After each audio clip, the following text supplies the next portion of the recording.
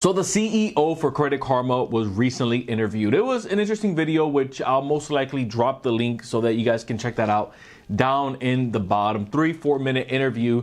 I believe it was on MSNBC, and he brought up two interesting points that I really want to break down in this video. Now, full disclosure, I think Credit Karma is good for what it is. So in no way, shape, or form am I bashing the app. I know that a lot of us use it to kind of see more so where our credit score is, even though they use a completely different scoring model from, let's say, a lender would use. They use a Vantage score versus, let's say, a FICO 2 or possibly a FICO 3, right? But when we're talking about Credit Karma for what they do, we have to remember that they hold, I would say, possibly the biggest market share in the credit space when it comes to monitoring credit in the form of an app. Obviously, we have Identity IQ, we have Smart Credit. But when you're talking about Credit Karma, you have their app, which hosts right around 110, 115 million American users, right? Or users in general. Yeah, they would be American users because it would go off of our score system here in the US, which makes it for about a third of the population. But that's not what my concern is with some of the comments that were made by, again, the CEO of Credit Karma. Here was the first comment that he made. The first comment that he made was that credit scores don't matter anymore.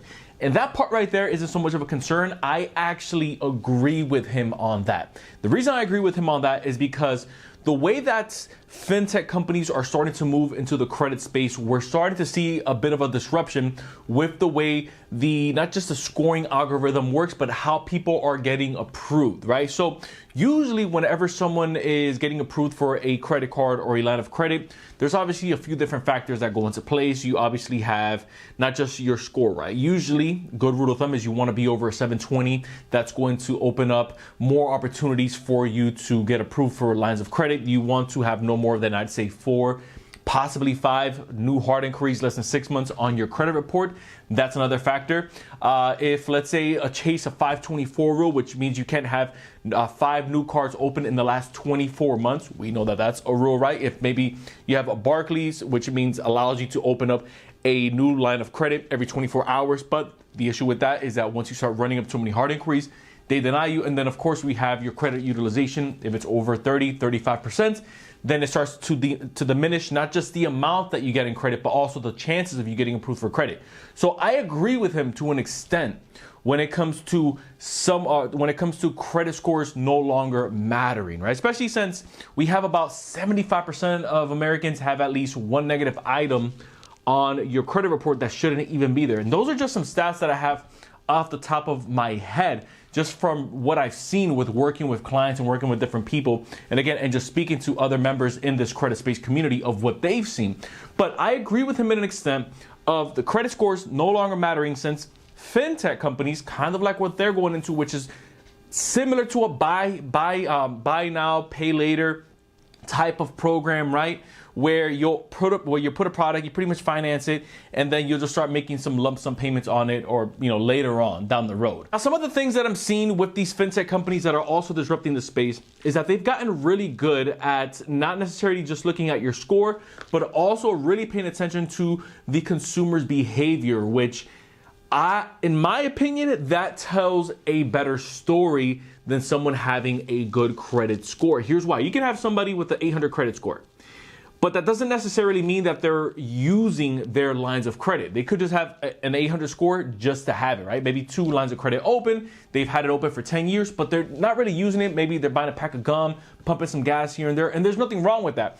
But then you have someone else that is going to use credit, and maybe they right now don't have any credit because of maybe some past decisions that they made, but now their business has picked up. Now they're maybe in a completely new financial space that they were maybe a couple years back. I know this because I've been there. I've been in the situation where I've said this story a couple times. I had $50,000, $60,000 sitting in my bank account.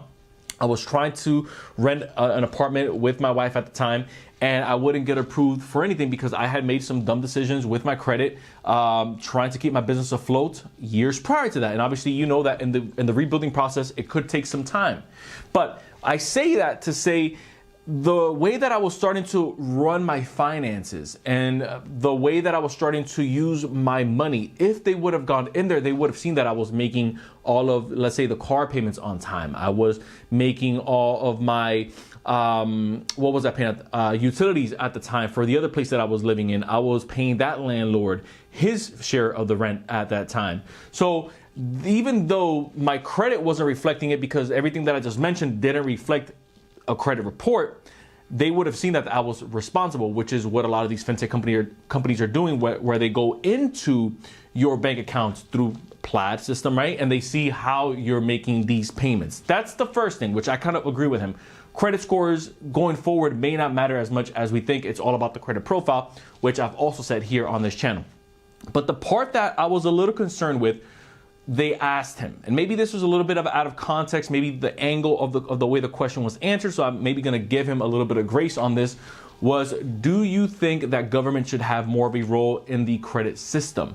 And he says, I think that the government should step in, because he feels that the way that the credit system is built now, unfortunately, it gives too much power to the three bureaus, which we all know: Experian, Equifax, and TransUnion, right? But we have the CFPB, which is the Consumer Financial Protection Bureau, which protects you and I in the event that they're not doing their job. And then we could even take it a step further and contact the FTC in the event that these three for-profit private companies aren't necessarily following through whenever we have our disputes getting sent to them to get some of these negative items removed. Obviously, we've seen cases where some people feel as if the credit system has been racially motivated, or possibly it's also been motivated to keep out a certain demographic or a certain group of people, regardless of skin color, but also of maybe where they stand financially and what their financial pedigree is. We've seen that before. So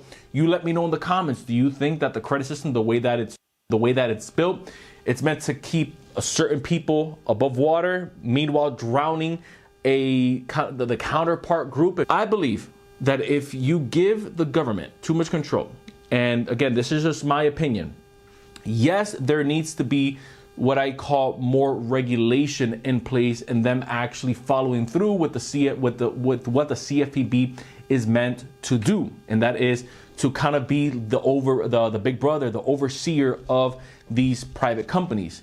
But if we have the government step in a little bit too much, and if we go into this one scoring model that, again, is kind of up in the air, are we going into this public scoring model? Are we not? It could possibly put control too much into the hands of one main entity.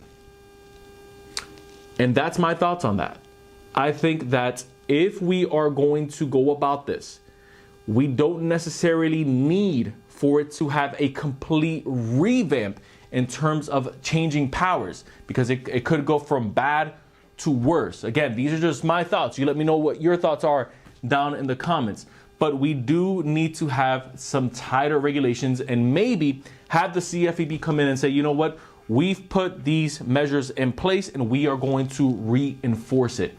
That would be a much better approach to this current credit scoring system than what we have now. Bigger penalties for these credit agencies, the way that pretty much they break the rules when they're contacting us, the consumers, or the way they go about reporting fictitious information on someone's credit file, which could keep them from buying a house or purchasing a car or making some smarter financial investments going forward, just because, again, they have something on their credit report that shouldn't even be there, or that should have been removed. You let me know down in the comments. Do you think that credit scores no longer matter? Do you feel that we should have some type of a revamp completely in the system? Or do you think that the CFPB pretty much needs to do their job? Either way, I would love to hear your thoughts down in the comments. If you found value in this content, consider hitting the subscribe button down below. Join the official community. Don't forget that anytime I'm not posting on here, I'm posting over on the Inside with Irv show. So if you like what I have going on over here, you'll love what I have going on over there. Once again, I appreciate you guys checking me out. Till next time, everyone, I will see you in the next video.